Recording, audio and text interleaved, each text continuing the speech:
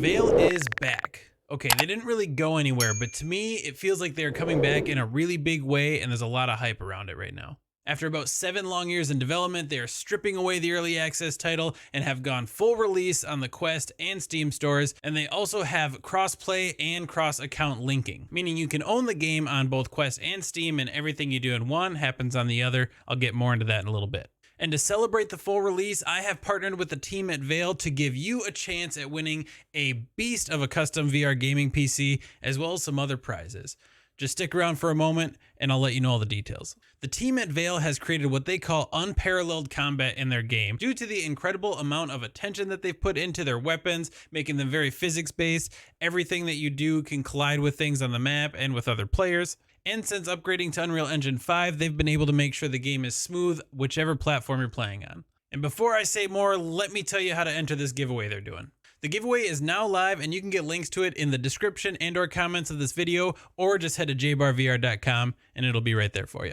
The grand prize is a Vail and Habby 147 custom branded VR PC ready gaming PC. And they're also giving away merch packages, about 10 Quest 3s, and a bit more. Make sure you check it out in the giveaway link. There's also a hidden code somewhere in this video that will get you extra entries if you can spot it. And for another part of this partnership with Vail, I have a code for 30% off the game. If you haven't picked it up yet, make sure you check that out. It'll also be on my website or in the description and comments. Vail is a very interesting game amongst all of the other competitive shooters out there, as in it's not really derived from a flat screen game. They kind of went their own direction and their own design and art style, which I really respect, and I think they've done a really good job kind of building their world and their community around what they've put into this game.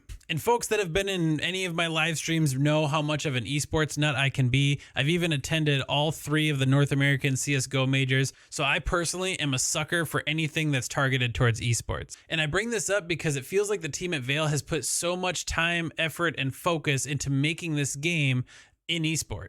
They hosted what looked to be an amazing Vail LAN major event for their game in Miami not too long ago. Even their focus on making their game very spectator-friendly is unprecedented. I know other games are working on it, at least from what I've heard, but Vail early on worked with the team at Live to integrate a very good spectator experience for their game, which I think is important for any VR game, but especially one that wants to be on the more competitive side. So making something that is actually watchable for non-VR folks or for people that get motion sickness is a huge win. So let's talk about what's included with this launch. Vail has launched with a matchmaking system, which again is another thing that we don't see enough of in VR games right now. It allows people to just get into the game and start playing. You don't have to browse through custom servers. And this should give them the opportunity, once they start getting enough players in the game, to have a bit of an MMR system that allows new players to play with other new players and veteran players to play with other veteran players.